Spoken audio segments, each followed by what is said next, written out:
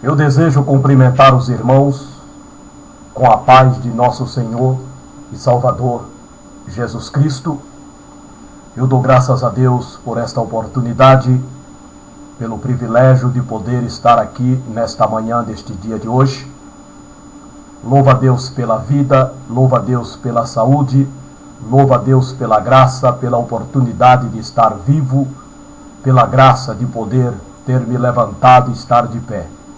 Louvo a Deus pela vida da minha filha, a Deus exalto, enalteço e engrandeço pelo cuidado que Ele tem tido para com a minha filha e a graça me dada para que eu possa assim continuar no papel de mãe e no papel de pai. Louvo a Deus por tudo quanto Ele é, por tudo que Ele faz, por tudo que Ele é em si. Ele é soberano, poderoso, Ele é digno de honra, de glória e de louvor. Nesta manhã deste domingo, 15 de abril do ano de 2018, eu quero nessa oportunidade aqui trazer um comentário sobre a 5ª lição da revista da Escola Bíblica Dominical. Enquanto minha filha está ali na igreja, na escola, juntamente com os irmãos, eu encontro-me aqui em meu lar, comentando a revista neste canal. Não vou à escola, como é de conhecimento dos irmãos, o porquê. Porque ir à escola para fazer o que eu vou acabar de fazer aqui, eu prefiro fazer aqui, em casa. Porque ir para uma escola, para ver e ouvir o professor ler a revista, e naquilo que ele for comentar, ele não poder sair da revista, ele tem que ficar como aquele cavalo que tem as duas viseiras do lado do olho para não olhar para o lado, só olhar para frente. Eu não consigo estar numa escola assim. Eu não consigo estar ouvindo um professor abordar só o que está escrito na revista, na lição, como que se o comentarista fosse inerrável. Como que se o que o comentarista comenta dele fosse infalível. Então eu não consigo estar numa escola para ficar calado em silêncio, porque qualquer comentário que você fizer, você é taxado de polemizador ou de tumultuador da escola dominical. Então eu prefiro ficar em casa e ler a revista em casa. Se é para ler a revista, eu posso ler ela em casa, na minha casa. Eu não vou sair da minha casa para me colocar em uma classe com um professor à minha frente, falando sem que eu tenha direito ou liberdade de expor também o meu pensamento, o meu argumento. Porque se assim eu fizer, sou taxado de tumultuador e de alguém que polemiza a escola. E pelo que o superintendente, até mesmo o pastor, apoiando no que ele fala, disse que devemos evitar com assuntos e comentários que tumultuem ou polemize a escola dominical. Então, para mim, isso não é escola. Pode ser para aqueles que não têm argumento ou que aceita tudo o que é errado, que hoje está dentro das nossas igrejas, que está no meio cristão e que ninguém combate. Mas eu não consigo estar numa escola dessa forma. Eu não consigo ficar sem defender a meu Deus, sem defender o Evangelho, sem defender a palavra de Deus. Então, eu estou aqui nessa manhã, enquanto muitos estão na igreja. E aqui eu quero, com essa oportunidade, comentar esse assunto, que traz para o tema ética cristã, pena de morte e eutanásia. Ética cristã, pena de morte e eutanásia. São esses o assunto que nós vamos estar abordando aqui nesta lição, fazendo o nosso comentário. O texto a ser lido em classe, a ser meditado, está na carta de Paulo aos Romanos, capítulo 13, versículo 3 ao versículo 5, primeiro livro de Samuel, capítulo de número 2, versículo de número 6 e versículo de número 7. Evangelho de Jesus, segundo escreveu João, capítulo 8, versículo 3 ao versículo 5, versículo 7, versículo 10 e versículo 11. Este é o texto referido para esse assunto, onde os irmãos estarão podendo ler para a sua meditação. Como eu tenho dito sobre o assunto que estará em todas as nossas lições até o final desse trimestre, dessa lição, que é a ética cristã. E como eu disse, que nós vamos estar sempre refletindo sobre o que é ética cristã. Isso é muito importante frisar isso no coração dos irmãos. E eu não me canso de vos dizer as mesmas coisas aqui. Nós já comentamos, já falamos que a palavra ética possui origem no vocábulo grego ethos, que significa costumes ou hábitos. Isso é o que quer dizer ética.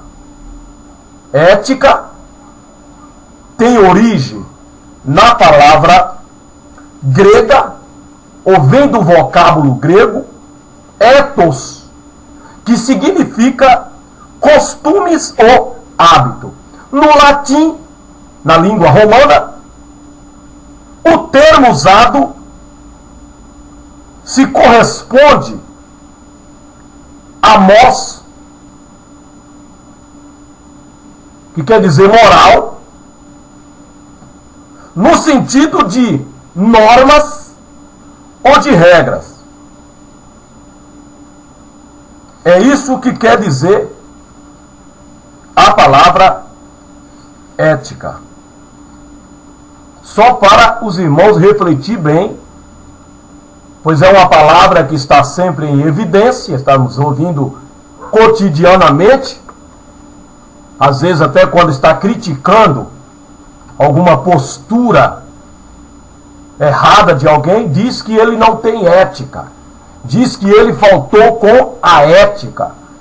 Então, os irmãos, quando ouvir, vai entender que está falando que aquela pessoa não tem bom costume, ou não tem bons hábitos, ou é uma pessoa sem norma, uma pessoa que não tem regra, e tudo sem regra torna desregrado. Então que refletamos nisso e guardemos bem tal palavra e o que significa esta palavra. Glória a Deus. Pois bem, então nós estaremos nessa oportunidade abordando o assunto sobre ética cristã, pena de morte e eutanásia. E eutanásia e a pena de morte. A vida humana é o ponto de partida para os demais direitos da pessoa. Isso é fato. Se não tem vida, também não tem direito. para se haver direitos, tem que ter vida. Então a vida é o ponto de partida para os demais direitos da pessoa. Uma pessoa morta não tem direito. Uma pessoa morta, ela não reivindica direitos. Mas se nela houver a vida que a motora, que a motiva para ir e vir, então ela passa a ser uma pessoa que tem direitos a ser garantido, preservado e lidado. Então é a vida no ser humano que o motoriza, o motora, o impulsiona, o estimula a ir e vir. E assim, a ter direito aos seus direitos garantidos. Se o direito à vida não estiver assegurado, torna-se impossível a existência dos outros valores. Então, primeiro se garante o direito à vida. Preservar a vida do ser, da pessoa. Aí então os demais valores desses direitos têm que lhe ser garantido. No entanto, em contradição a este pressuposto, temas relacionados à punição com pena de morte e o direito à eutanásia são frequentemente discutidos e aceitos na sociedade atual. Ou seja, diz que se tem que garantir direito à vida do ser humano. Diz que se tem que preservar a vida do ser humano a qualquer custo. Tem que empenhar todos os esforços, todos os meios cabíveis para garantir ao ser humano o direito à vida, que é o ponto de partida para os demais direitos da pessoa. Primeiro se garante o direito à vida, que ela tenha vida, que ela viva uma vida garantida por direito, para que então os demais direitos também lhe sejam garantidos. Porém, quando se fala na pena de morte e a eutanásia, parece aí que há uma contrapartida, há uma controvérsia, há uma contradição naquilo que se defende. Porque a pena de morte e a eutanásia é tirar a vida. E ninguém tem esse direito. Ninguém tem esse poder de tirar a vida de ninguém. Seja lá qual for a justificativa que se sustente, se apoie para querer ter o poder de matar alguém. Só Deus tem esse direito. Só cabe a Ele decidir quem vive e quem morre. Ninguém mais sobre a terra foi dado, ortogado, esse direito, esse poder de decidir quem vive e quem morre. Seja lá qual for a circunstância que julgue, considere essa pessoa indigna de viver. Somente Deus cabe esse fazer. E mais ninguém. Mas a eutanásia, a pena de morte, em nossos dias, são assuntos desejados pela sociedade, desejados pela humanidade. Se querem, se busca, se tenta aprovar leis que legalize a pena de morte, a eutanásia, como meio de intimidar, de restringir e de punir a criminalidade. Julgando que, se o indivíduo sabe que ele vai morrer se ele cometer qualquer crime, ele não virá a cometer. Então é uma forma de intimidar, de impor a lei, de impor o temor, o pavor nas pessoas. Porque ninguém quer morrer. Se perguntar quem quer morrer, ninguém quer. Todo mundo quer viver. O ser humano faz de tudo para viver. Ele luta, reluta. Ele empenha todas as forças, todos os meios para viver. Quando se sabe que alguém vai morrer, por algumas circunstâncias da vida, logo cai o temor. Porque ninguém quer morrer. Mesmo que se revele as coisas mais belas, mais lindas do céu. Acredito que ninguém quer morrer agora. Se fosse pedir para que a pessoa escolhesse o céu, as coisas maravilhosas que lá há, iam ficar aqui, eu acredito que muitos escolheriam ficar aqui mais um pouco. Principalmente quando se fala em separar dos seus entes amados, dos seus entes queridos, dos seus amigos, daquilo que gostam de fazer, que lá no céu não tem. Porque lá não é lugar disso e nem se precisa disso. Porque lá é tudo espírito.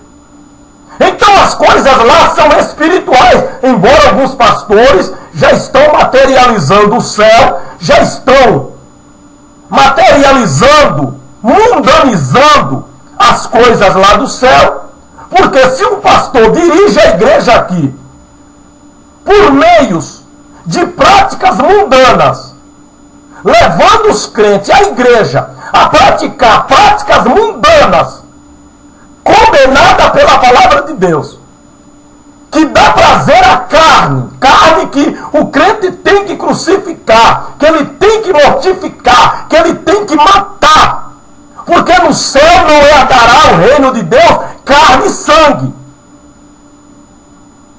E os crentes hoje são carne e sangue. Os seus desejos são carnais, são mundanos. Como que não precisa desprender-se dessas coisas aqui, porque lá no céu será uma continuidade da vida que vive aqui, como servos, como santos, como povos de Deus. É essa imagem que os pastores passam para a igreja. Quando ele não conduz o povo numa vida de santidade, de separação das coisas mundanas, das práticas mundanas, que alimenta a carne em si, ele está dizendo que no céu será a continuidade da vida que se escolhe viver aqui como crente, como salvo, como santo de Deus, que os crentes alegam que são, mesmo praticando tudo isso que a Bíblia condena. Mas nós sabemos que não é verdade. É um engano, um engodo do diabo, que está enganando os pastores, enganando os crentes. Tudo isso para mantê-los dentro das suas respectivas igrejas, e não igreja de Jesus, que muitas igrejas hoje não são de Jesus, não pertencem a Jesus, fala em Jesus, prega a Jesus, usa a Bíblia de Jesus, louva a Jesus, mas não pertence a Jesus. Porque o fato de uma igreja falar, pregar, adorar a Jesus, não faz dela de Jesus. Se se ela não viver uma vida separada do mundanismo, do sistema imposto pelo mundo à sociedade. Mas a igreja hoje, ela vive num sistema mundano, de viver, de ser, de modo que os crentes perderam as verdadeiras características que nos diferenciava como crente, como salvos, como pessoas que crê em Jesus Cristo. Perdemos essas características. As características dos crentes hoje nada difere daqueles descrentes, daqueles que não são crentes. Quer no exterior como no interior. Porque o exterior, ele revela o interior do ser humano. O corpo revela o que é a alma. Então nós vemos pelo corpo dos crentes, por aquilo que eles externam, por aquilo que eles exteriorizam nos seus corpos, quem são a sua alma, o que é a sua alma, a quem sua alma serve, ao mundanismo, ao mundão, ao sistema mundano, que a Bíblia condena, que Deus condena, que nós amemos e que nós servamos. Mas esses pastores mundanos, esses pastores que direcionam as igrejas a práticas mundanas, traz práticas mundanas para dentro das igrejas, faz vista grossa, finge que não vê, ataca aqueles que atacam tais práticas nas igrejas. Eles passam essa imagem de que o céu será a continuidade dessa vida mundana que a igreja vive hoje. Lamentavelmente. Mas nós sabemos que a santidade é algo exigido por Deus para nós, para a igreja. Pois bem, a sociedade almeja a pena de morte e a eutanásia como meio de frear e brecar a criminalidade. Lutam-se para aprovar tais leis. Mas a garantia, a vida, é um direito primordial que se deve, em primeiro lugar, em primeiro plano, dar ao ser humano, para que então os demais direitos lhe seja também garantido. Mas primeiramente é o direito à vida. É a preservação desse direito à vida ao ser humano. E a pena de morte e a eutanásia, ela vai em contrapartida. Ela vai em contrário a esses direitos.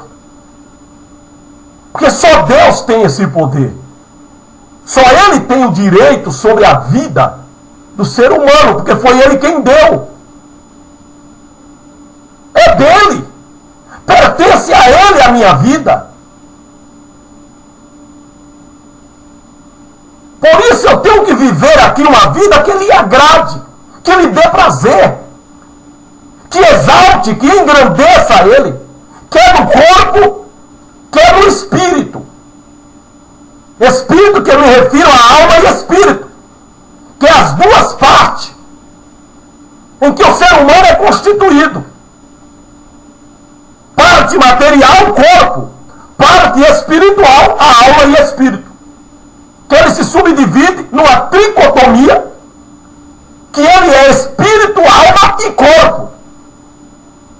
Parte material, o corpo, parte espiritual, a alma, unida ao espírito. Então ele tem que servir a Deus aqui de modo a agradá-lo, porque a vida que nós temos, que há em nós, nesse corpo, que o motoriza, o estimula a movimentos, a ir e vir, pertence a Deus. Se ele tirar o sopro, o espírito que há nesse corpo, nós tombamos e caímos mortos.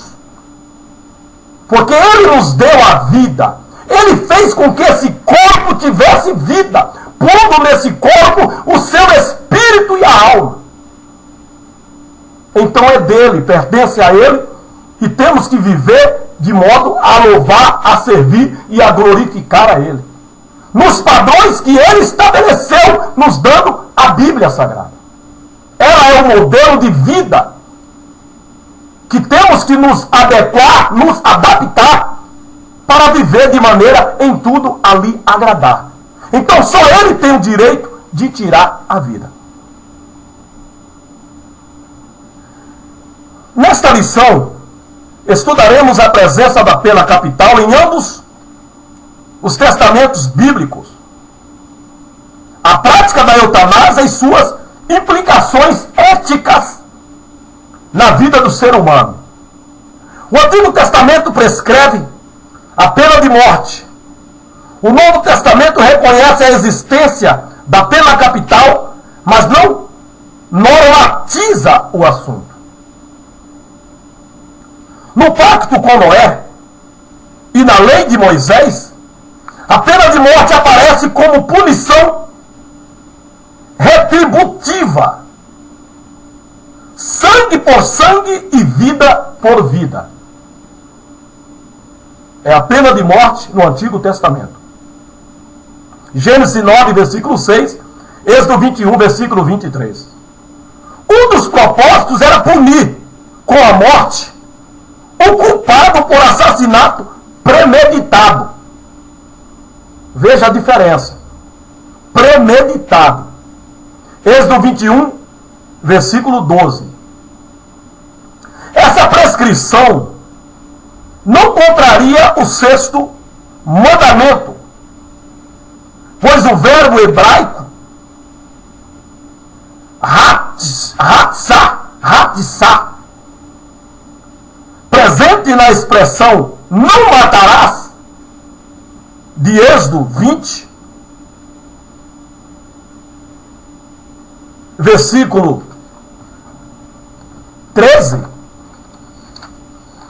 Êxodo 20, versículo 13, que diz não matarás, não contraria o tal mandamento.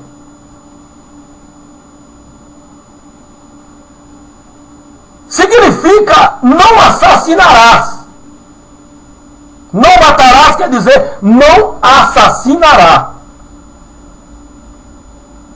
E um do propósito de Deus estabelecer a pena de morte no Antigo Testamento, que está no pacto com Noé e na lei de Moisés,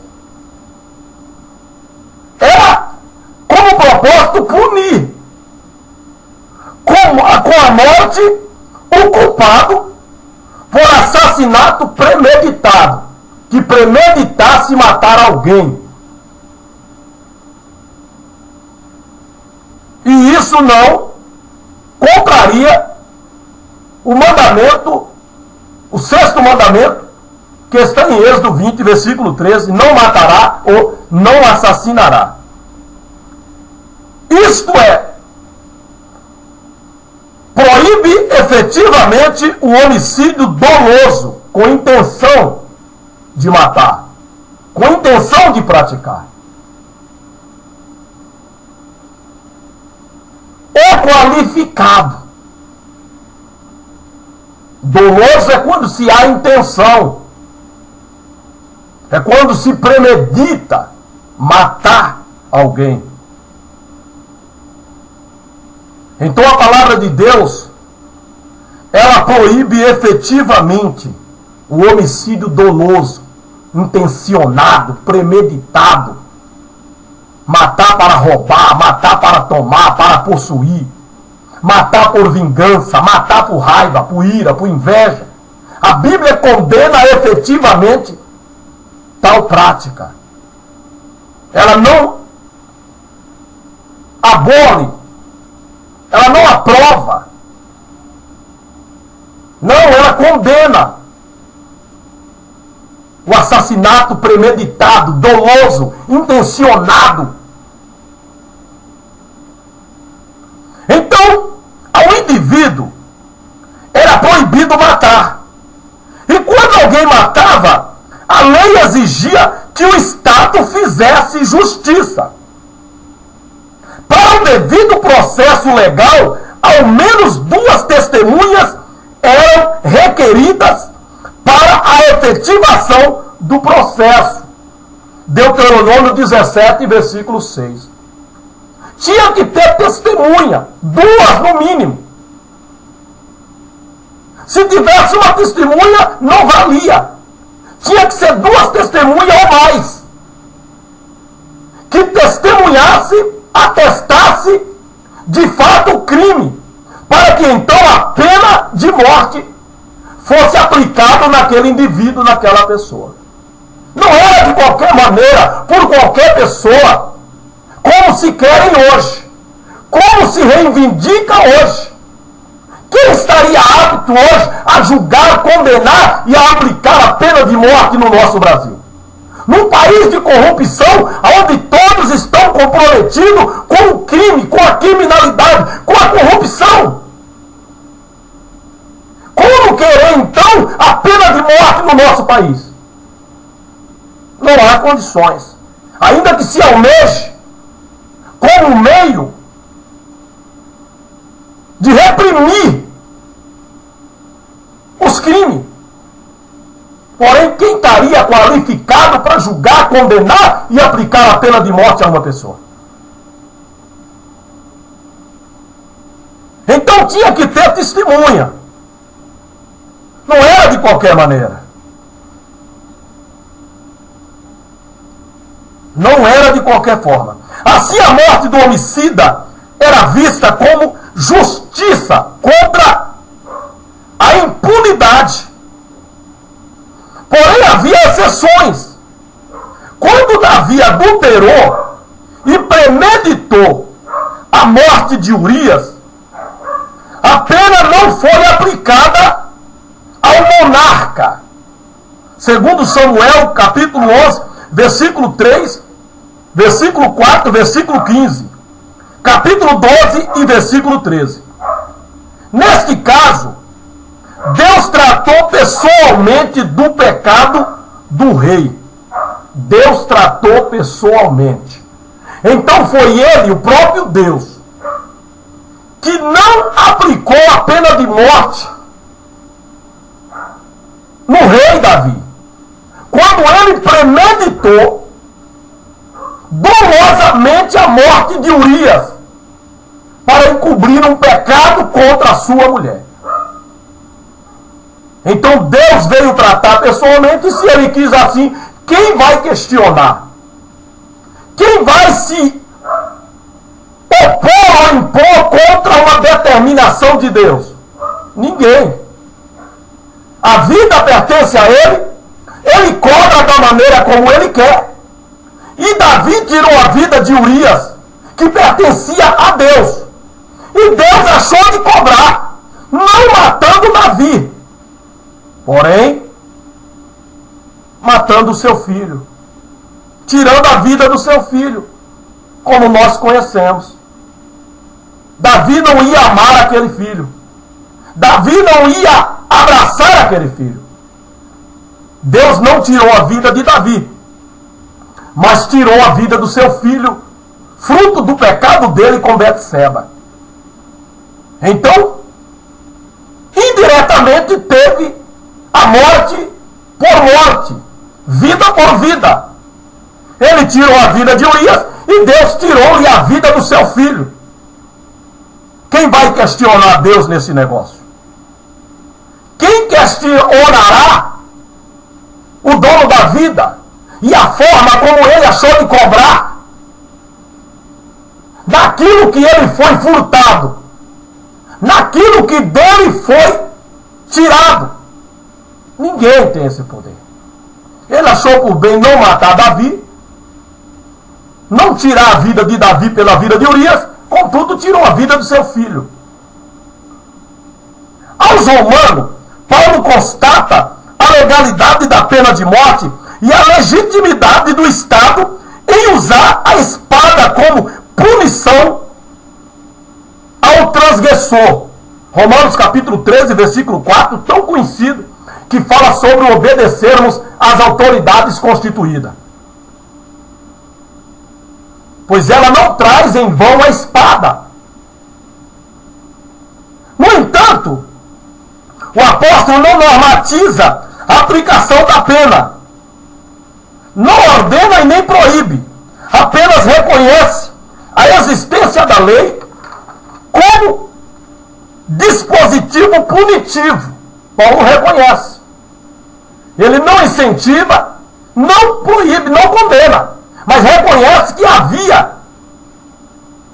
tal sentença, tal dispositivo punitivo contra aqueles que cometessem o crime, que era a espada do soldado. O evangelista João registrou o caso da mulher apanhada em adultério, capítulo 8, versículo 4. Os escribas e fariseus exigiram o parecer de Jesus sobre a aplicação da pena de morte para a adúltera. João 8, versículo 5.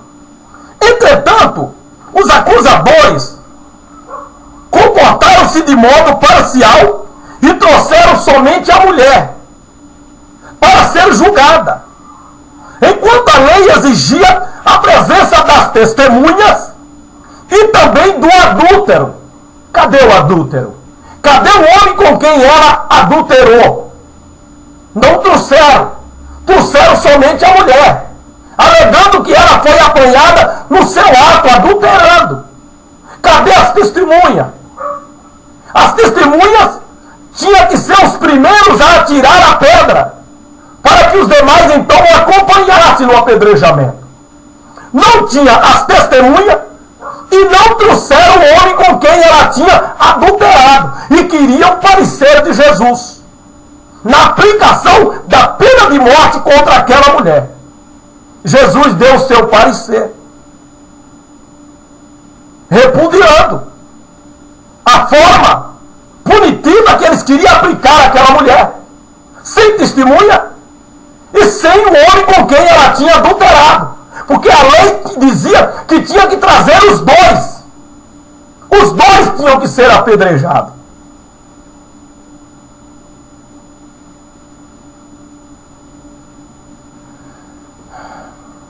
Número capítulo 35, versículo 30, Levítico capítulo 20, versículo 10. Cristo se recusou a participar deste juízo temerário e ilegítimo. Absolveu a mulher da punição, a perdoou e a exortou a deixar o pecado. João 8:11. Glória a Deus. Infelizmente está na moda tomar o exemplo do perdão de Jesus para justificar uma pessoa que vive na prática do pecado. Aí as igrejas fazem. Nisso aqui as igrejas pecam, erram comissionadamente, arbitrariamente, covardemente. Estão usando esse parecer de Jesus para absolver irmãos de pecados pelos quais ele deveria ser punido dentro das nossas igrejas, infringindo a lei, os mandamentos, a doutrina, mas não são punidos, porque Jesus não puniu a mulher, sem olhar as razões e os motivos pelos quais Jesus não participou desse julgamento, porque ele estava totalmente ilegal, ilegítimo, não estava em conformidade à lei que aplicava e determinava a aplicação da pena de morte em tais casos de pecado. Mas hoje usam tanto a igreja como a sociedade para dizer que nem mesmo Jesus condenou, querendo dizer que Jesus foi um absolvidor da mulher do pecado, quando ela deveria ser punida. Não, precisamos olhar os meios que levou Jesus a não participar, a não aprovar, a absolver, perdoar e exortar a mulher a não pecar mais. Mas não se olha isso. Não por acaso é comum, em nome do amor, defenderem, por exemplo, uma pessoa na prática da prostituição, dentro das igrejas, em cima do altar. E como se prostitui nas nossas igrejas? Casais de namorado, noivos, casais casados, como se prostitui nas nossas igrejas?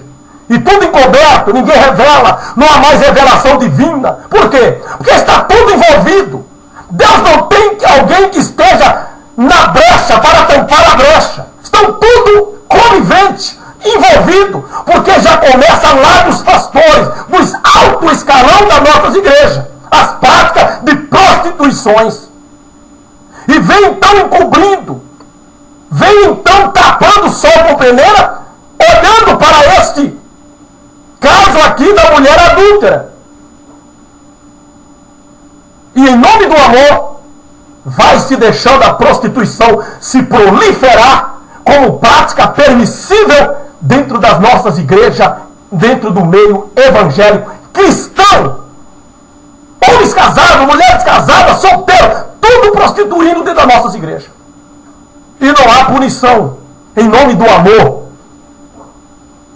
Anunciar o evangelho de amor sem o apelo ao arrependimento de pecado não é apresentar o evangelho inteiro. E é isso que as igrejas fazem. Aí você quer que eu esteja na escola dominical e não comente isso, não fale disso? Não tem como, irmão. Não tem como, eu tenho que falar, eu tenho que comentar, mas aí você é taxado de polemizador e tumultuador. É que não tem como eu ler isso, eu ver isso, e não fazer comentários que venham a ser atuais, porque práticas estão sendo cometidas hoje, atualmente, dentro da igreja, no meio cristão, no meio evangélico.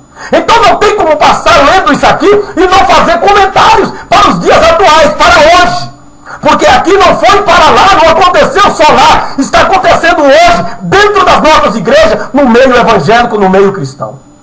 Mas em nome do amor, se vai aceitando a prostituição, o adultério dentro das nossas igrejas. Lamentavelmente. E aí é apresentar um evangelho adulterado. Um evangelho meio termo.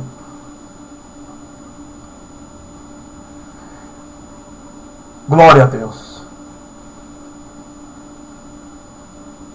A atitude de Jesus em dizer para a mulher, nem eu te condeno, revela seu propósito redentor para a humanidade. João 3,16. Ele não a condena como pessoa indigna do perdão, mas a trata com bondade, clemência e paciência, para levá-la ao arrependimento, à salvação para ela, a uma vez que renuncie ao adultério e volte para seu próprio marido. Volte para o seu próprio marido. Hoje os crentes estão deixando a mulher e indo para outros, adúlteros e adúlteras.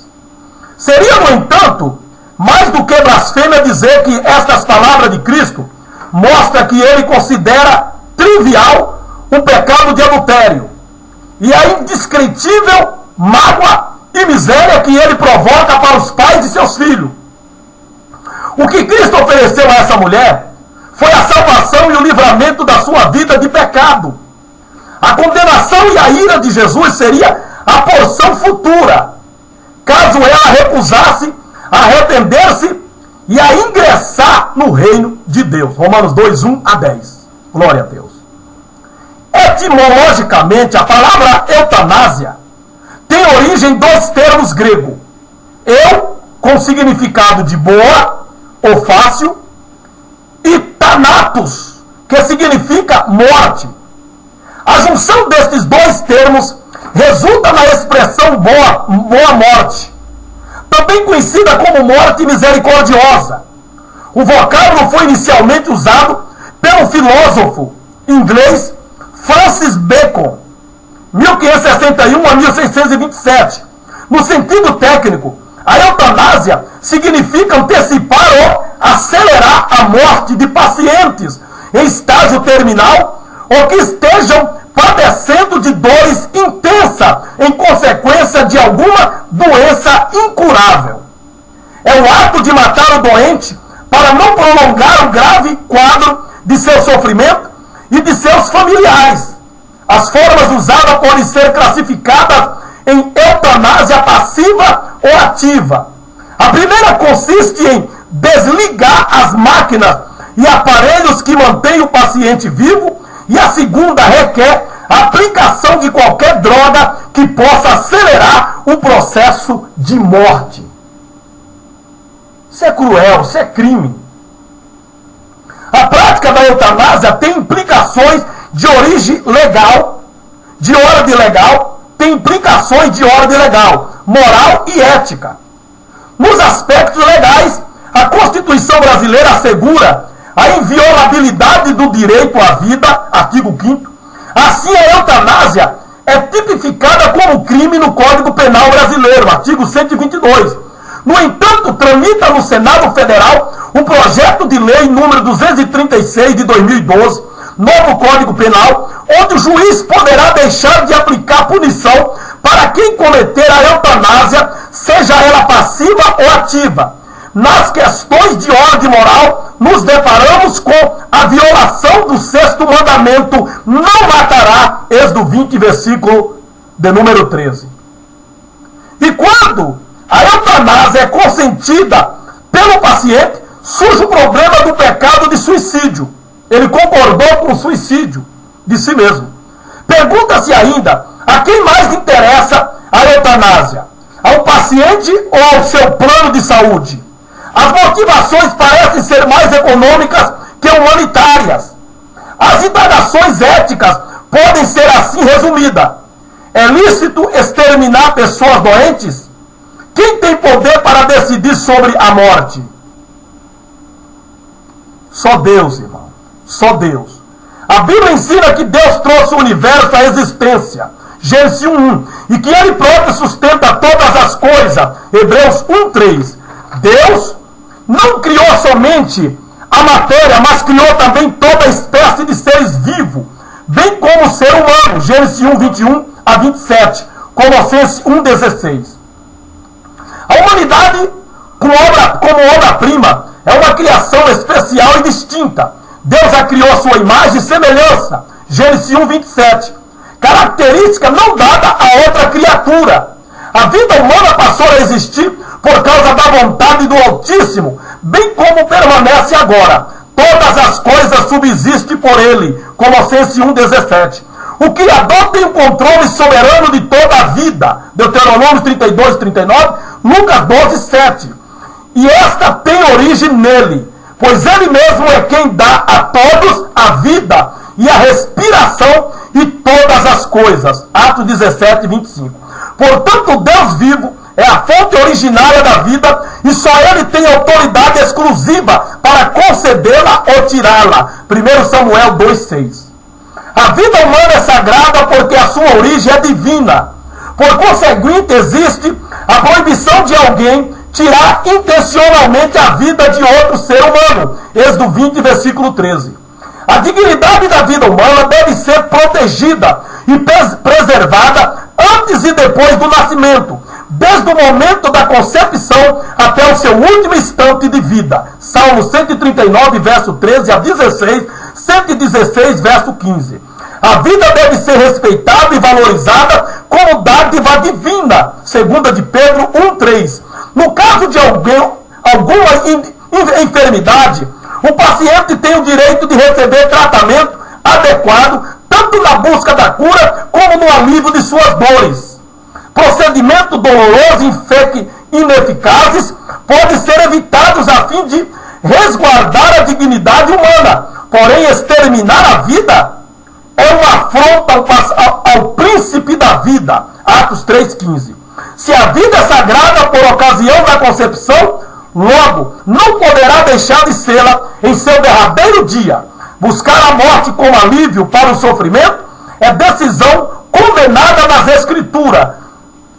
Jó, por exemplo, embora sofrendo dores terríveis, reconheceu o caráter sagrado da vida e não aceitou a sugestão de sua esposa em amaldiçoar a Deus e morrer. Jó 2:9. Por fim, o patriarca enalteceu a soberania divina sobre a existência humana. Jó 42, versículo 2. Glória a Deus. Bendito seja Deus para todo sempre. A vida humana é sagrada, porque sua fonte originária é Deus. Essa perspectiva deve ser encarada pelo crente, não somente no início da vida e no final dela, mas nela toda, pois não podemos nos conformar com uma ética que se chama cristã e que se preocupa simplesmente em construir pessoas abstêmias e castas, ou que lute e defenda a vida apenas em seu início, contra o aborto, ou no fim, contra a eutanásia. Precisamos de uma ética que se preocupe com a vida em sua integridade, durante toda a existência da pessoa. Somente uma ética do cuidado, lembrando-nos de que o cuidado que Cristo tem para com toda a humanidade é agora. O cuidado que a pessoa cristã tem para com todo ser humano e com toda a criação, que valoriza a vida acima das coisas, é digna de nossa observação e prática, posto que esta é uma ética de Cristo, que nos transforma em Cristo para os outros, para o próximo e, sobretudo, ao necessitado. Glória a Deus, aleluia. A vida humana, sua sacralidade e dignidade tem origem em Deus. Atentar contra esse dom divino é colocar-se contra a soberania de Deus, o autor da vida, o poder absoluto sobre a vida, e a morte pertence a Deus. A atual ideologia que propaga o direito do homem em exterminar a própria vida ou a do outro viola o propósito divino. João 10:10, aonde diz: o diabo veio para matar, para roubar e para destruir, mas eu, Jesus, vim para que tenham vida, e vida com abundância. Glória a Deus. A Ele seja a honra, a glória e o louvor para todos sempre. Então, amados irmãos e queridos, não aceitemos, não somos favoráveis à prática da eutanásia, à prática da pena de morte. Nós preservamos a vida. Nós defendemos os direitos à vida. Nós amamos a vida do nosso semelhante, do nosso próximo. Então nós não concordamos que se tire a vida de quem quer que seja. Só Deus tem esse poder, tem esse direito, porque é dele. Foi ele quem deu a vida. Por isso, continuemos zelando pela vida. Continuemos a defender a vida.